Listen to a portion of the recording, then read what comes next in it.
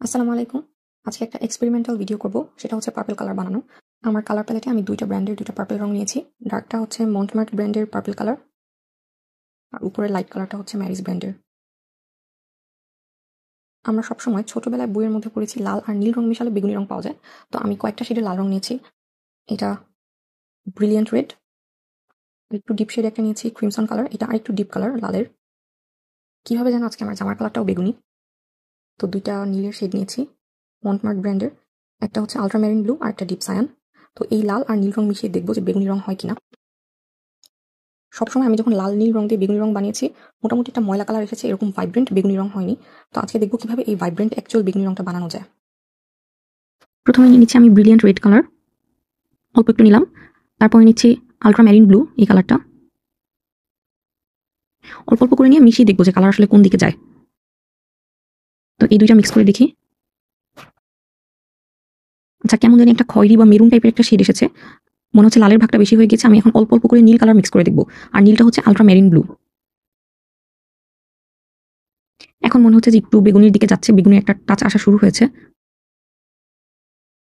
আমি আরেকটু নীল রং নিয়ে নিই।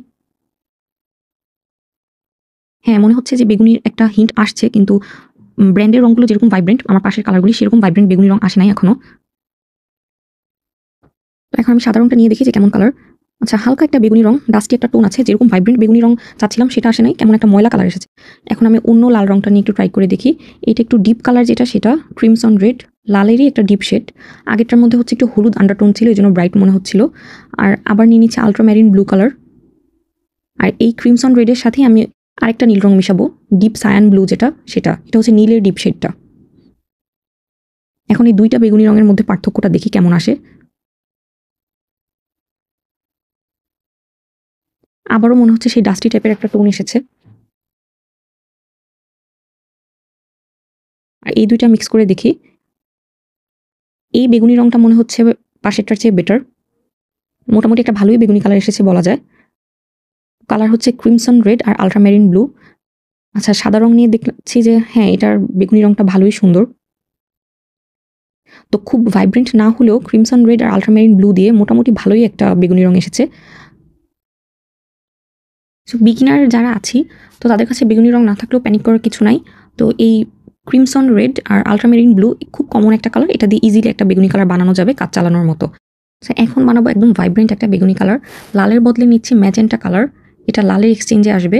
আর নীল রংটা সে আগের আলট্রামেরিন ব্লু কালারই থাকবে। এখন আমি এই দুইটা কালার মিক্স করে দেখাবো, সুন্দর একটা বেগুনি কালার আসবে, যেটাকে একদম অরিজিনাল ভায়োলেট কালার হিসেবে আমরা চিনি, যে ম্যাজেন্টা আর আলট্রামেরিন ব্লু দিয়ে।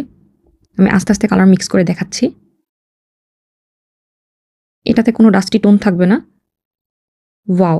মিক্স করার পরে সুন্দর একদম মানে অরিজিনাল যে বেগুনি কালার, বেগুনের রং সেটা চলে এসেছে। আমি এই জিনিসটাই জানতাম না।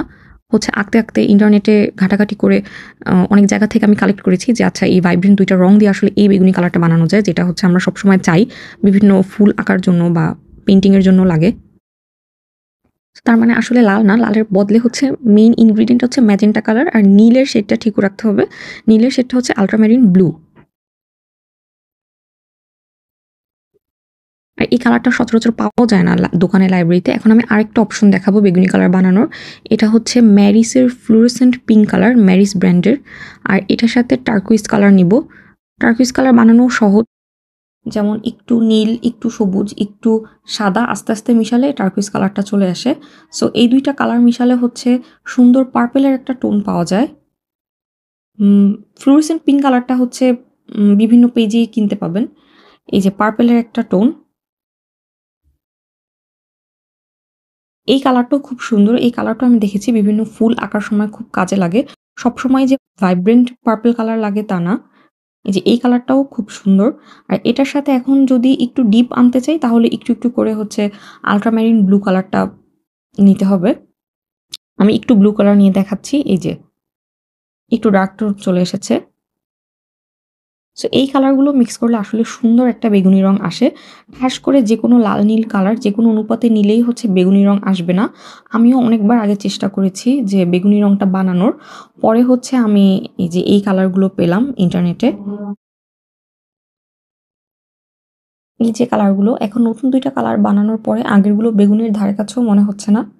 ভিডিওটা বানাতে আমার খুবই ভালো লেগেছে। এই বেগুনি কালারটা যখন আসে তখন আসলেই দেখতে খুব সুন্দর লাগে।